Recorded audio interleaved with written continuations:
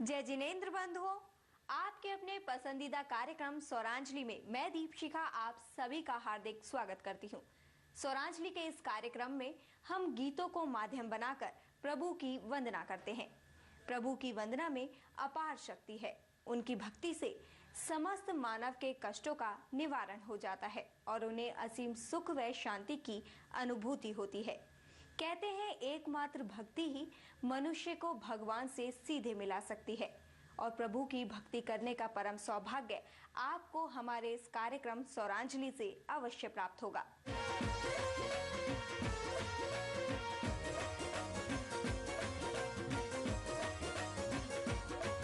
मस्ती में ग्वाला नाचे, मस्ती में ग्वाला नाचे और देखे जनता खड़ी खड़ी, और देखे जनता खड़ी खड़ी। मस्ती में ग्वाला नाचे, मस्ती में ग्वाला नाचे और देखे जनता खड़ी खड़ी, और देखे जनता खड़ी खड़ी।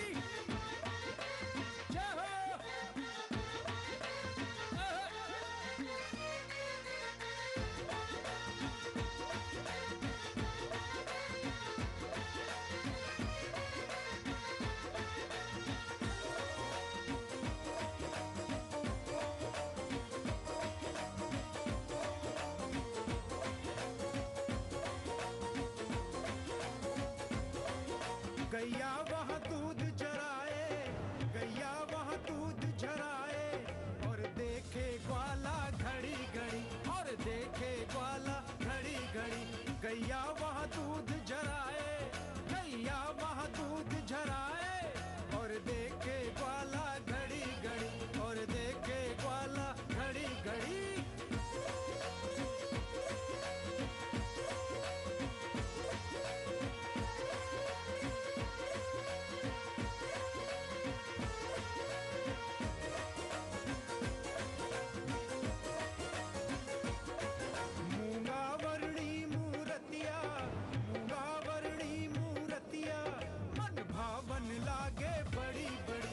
भावन लागे बड़ी बड़ी मूंगा वर्णी मूर्तिया, मूंगा वर्णी मूर्तिया। मन भावन लागे बड़ी बड़ी, मन भावन लागे बड़ी बड़ी। जय हो बोल चांदनपुर वाले बाबा की जय।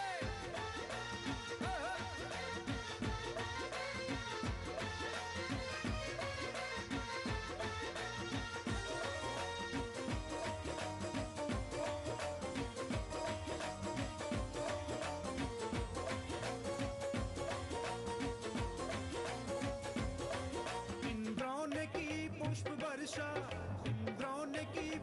वर्षा, भक्तों की लागे झड़ी झड़ी, भक्तों की लागे झड़ी झड़ी। इंद्रों ने की पुष्प वर्षा, इंद्रों ने की पुष्प वर्षा, भक्तों की लागे झड़ी झड़ी, भक्तों की लागे झड़ी झड़ी।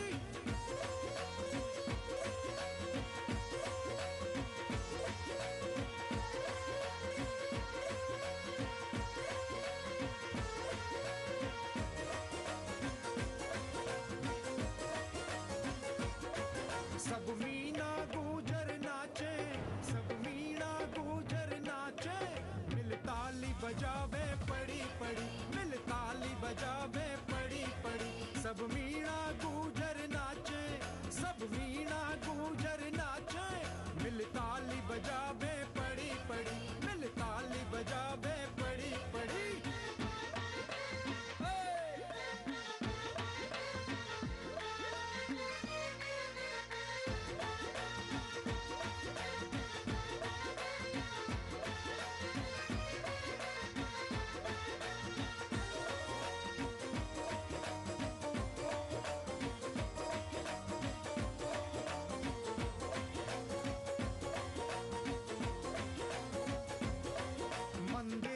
छटा निराली, मंदिर की छटा निराली। सबको मस्ती है चढ़ी चढ़ी, सबको मस्ती है चढ़ी चढ़ी। मंदिर की छटा निराली, मंदिर की छटा निराली। सबको मस्ती है चढ़ी चढ़ी, सबको मस्ती है चढ़ी चढ़ी।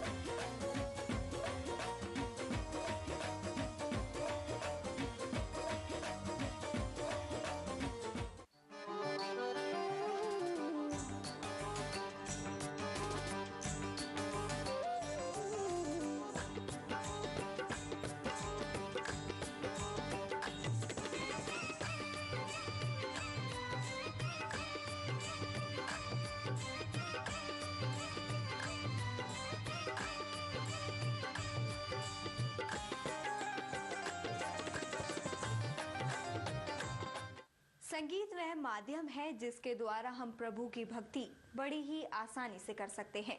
हमारा रोम रोम प्रभु की भक्ति में लीन हो उठता है। प्रभु भक्ति का यह संगीत हमारे मन को झंकृत कर देता है। तो चलिए एक बार फिर से गीतों को माध्यम बनाकर प्रभु की वंदना करते हैं।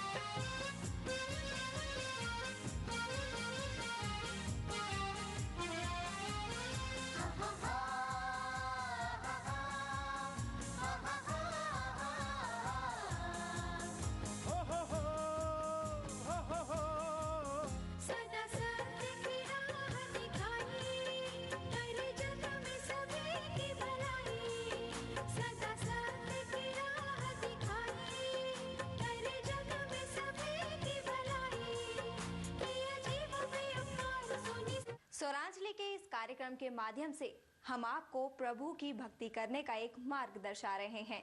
हमें आशा है हमारा यह कार्यक्रम आपको बेहद पसंद आया होगा। तो बंधुओं, अब वक्त हो चला है आपसे विदा लेने का, लेकिन इस वादे के साथ कि कल आपसे पुनः भेंट होगी। तब तक के लिए दीजिए हमें अनुमति। जय जिनेंद्र।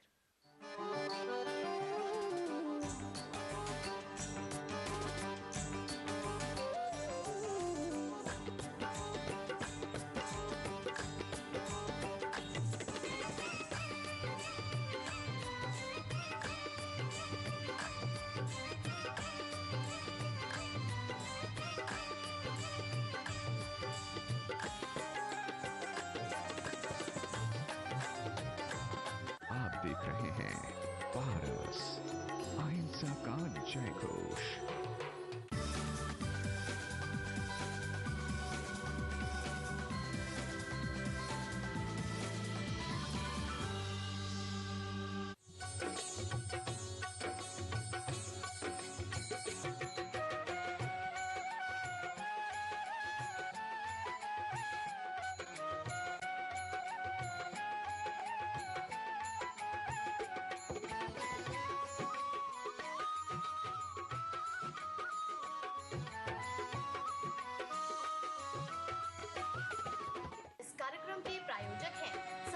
संरक्षण संस्थान संप्रेरक परम पूज्य षष्ठम पटाचार्य श्री ज्ञान सागर जी महाराज, संरक्षक अनिल कुमार जैन, कृषक विहार, अध्यक्ष राकेश कुमार जैन, शांति मोहल्ला, महामंत्री राकेश कुमार जैन, आजाद नगर, दिल्ली।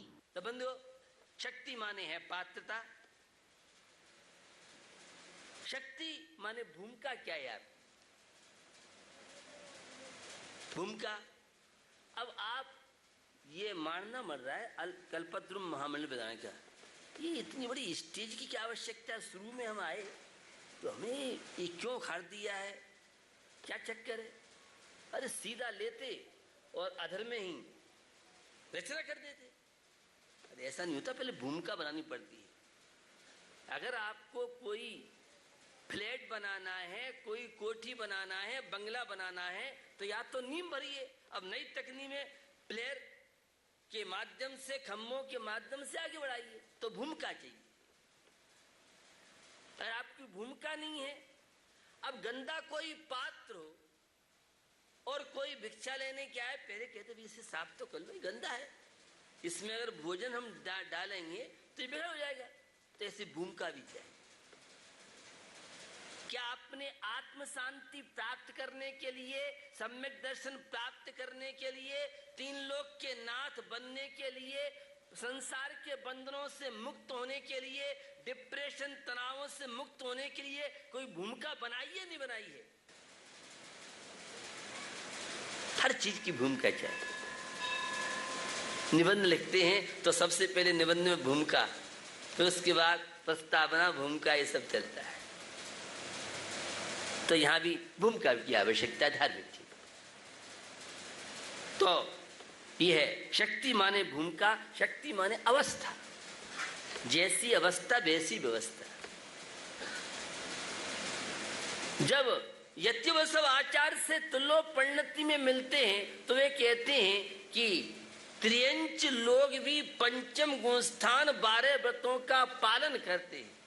पंचम गुणस्थान व्रती की सबसे ज्यादा संख्या नेमिचंद स्वामी से गोमठ सार जीव कांड में मिले तो वे कहते हैं अगर पंचम गुणस्थान में संख्या देखना हो तो मनुष्यों से ज्यादा त्रियंचों की।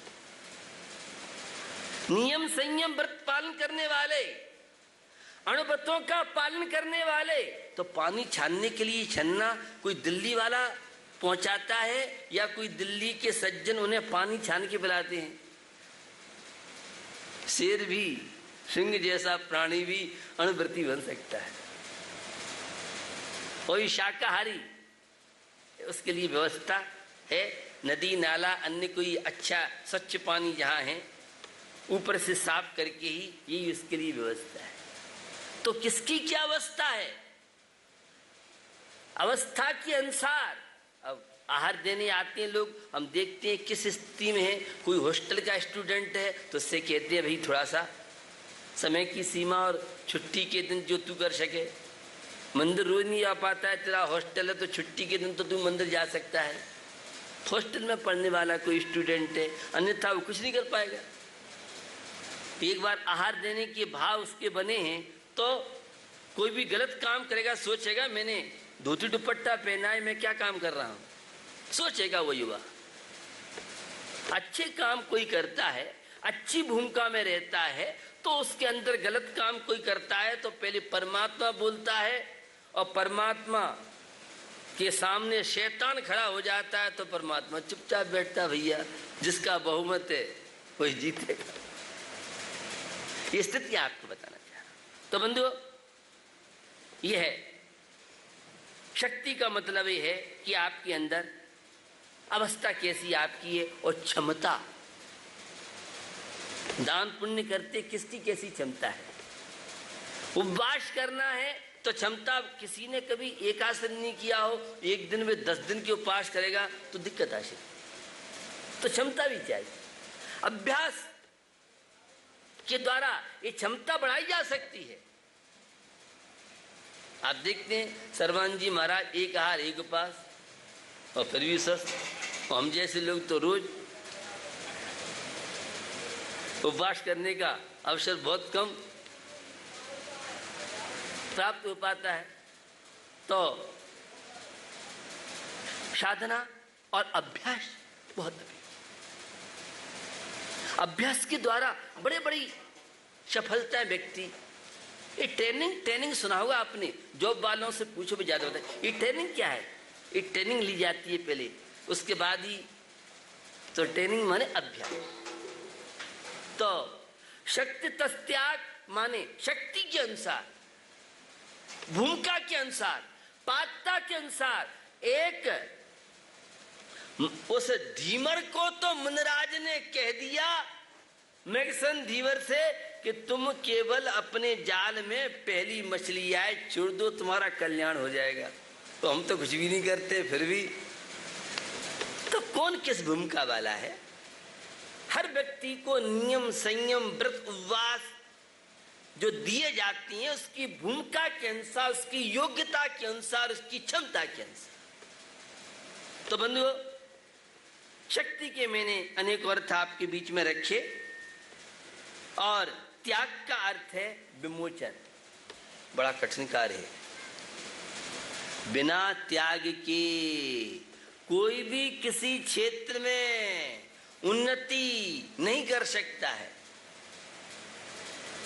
आप प्रवचन सभा में ऐसे ही नहीं आ गए हैं, समय का त्याग आपने किया है। गाड़ी से आए हैं तो डीजल में जो पैसा खर्च हुआ, पैसे का त्याग आपने किया। किसी टैक्सी रिक्शा गाड़ी से आप आए हैं तो उसको पेमेंट दिया, तब आप यहाँ ऐसे नहीं आए, उड़ के नहीं आ गए। आप प्लेन नहीं आता है बाउलिन किले में, हवाई अड्डा अलग है, वहां से भी। और अब तो चेंज हो गया है, अब बहुत पहले चेकिंग होती है, तो पहले तो कम समय में, अब तो बहुत पहले हवाई अड्डे पर पहुंचो आप, चेकिंग होगी आपकी।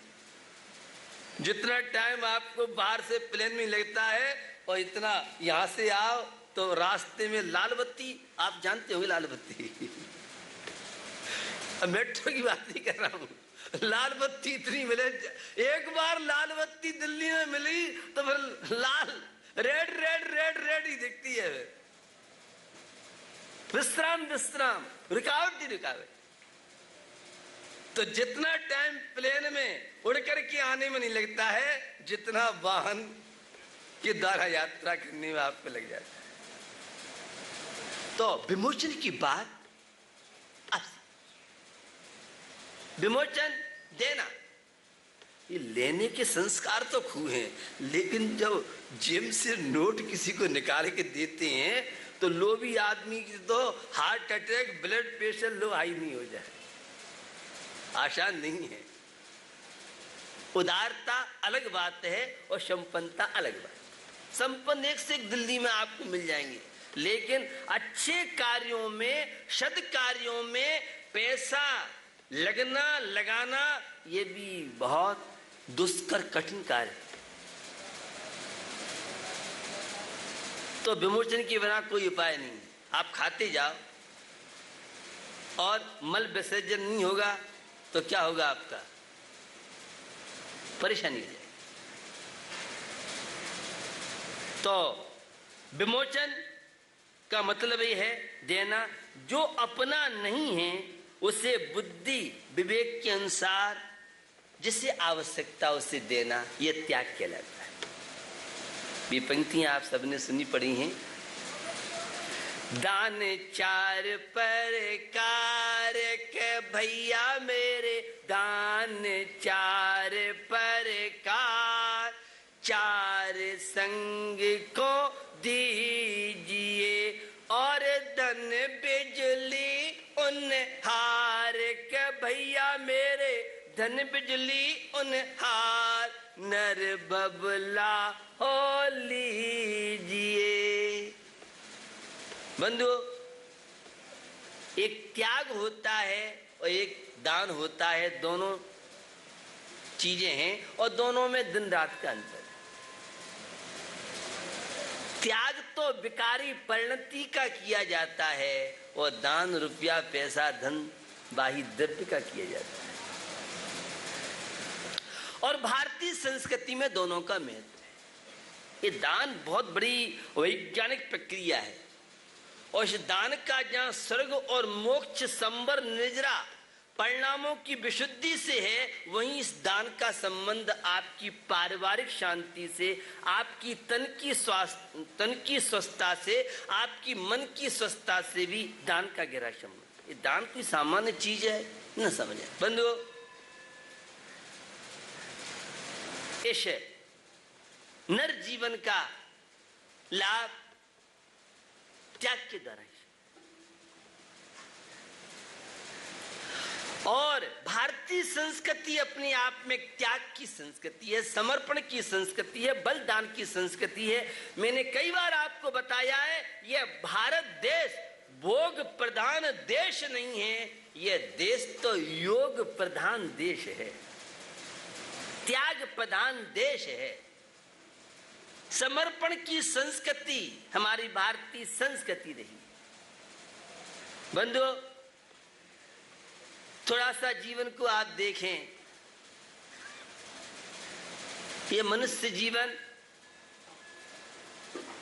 कितनी कठिनता से आपको प्राप्त हुआ है। उस निगोद से स्थावर में और स्थावर से त्रस पर्याय में और त्रस पर्याय में कबहू पंचेंद्रिय पशु भयो मन बिन निपट अज्ञानी थयो सिंहादिक सैनी है क्रूर निबल पशु हत्या खाए भूल। भैया कभी ये पंचेंद्री हुआ तो पंचेंद्री में दो वैरायटी है। स्वाध्याय करने वाले जानते हैं, धर्म ग्रंथ पढ़ने वाले जानते हैं, एक सैनी है एक अशैनी। चार इंद्रिय तक के जीव मन रहित नियम से होते हैं।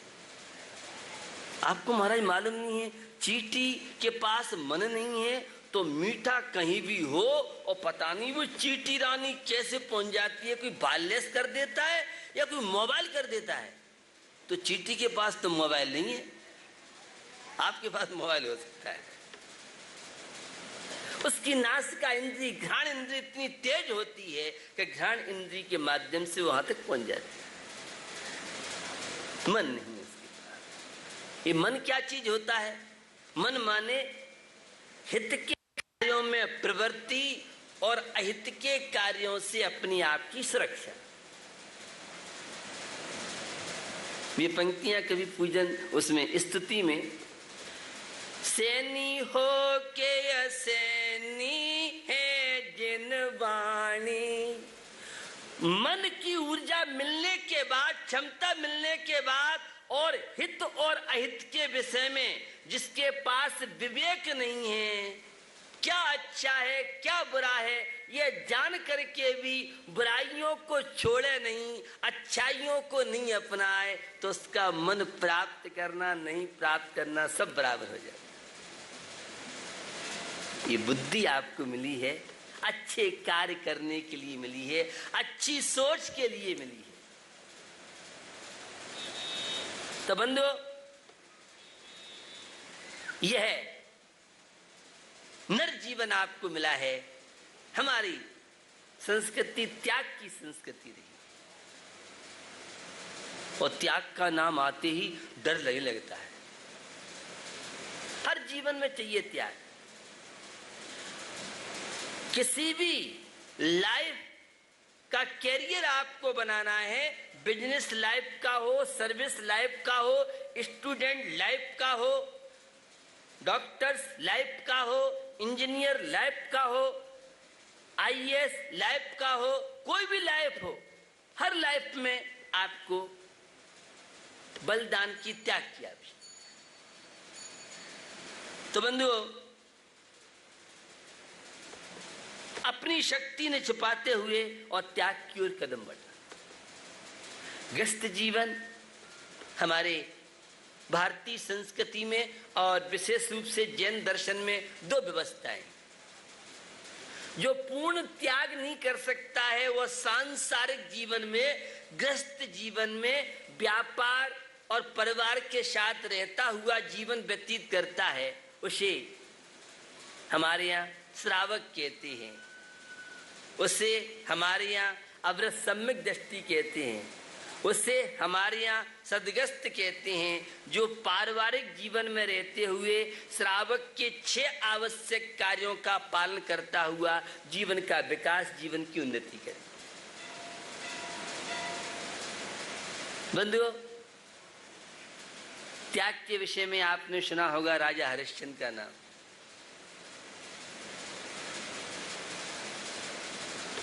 वह राजा हरिश्चंद्र उदार दिल वाला था और दीन दुखियों के प्रति सेवा की भावना, उस पैसे का सदुपयोग बिरले ही लोगों का हो पाता है। राजा हरिश्चंद्र की सबने कहानी सुनी होगी। राजा हरिश्चंद्र की सुन लो कहानी, काशी में जाके बिके हैं तीनों प्राणी। सपन में राज देने वाला भी और पीछे नहीं हटा, और इतना बड़ा राजा और कहाँ जाके शमशान में, और वह पत्नी अपने उस लाडले को लेके पहुंचती है। कहानी आप सबने सुनी होगी। कौन? राजा हरिश्चंद्र की पत्नी में। अच्छा, टैक्स पतिदेव, क्या हो गया आपको? क्या टैक्स है? हाँ, यहाँ की व्यवस्था है, उस व्यवस्था के अनुसार अब मैं तुम्हारा पति नहीं हूं।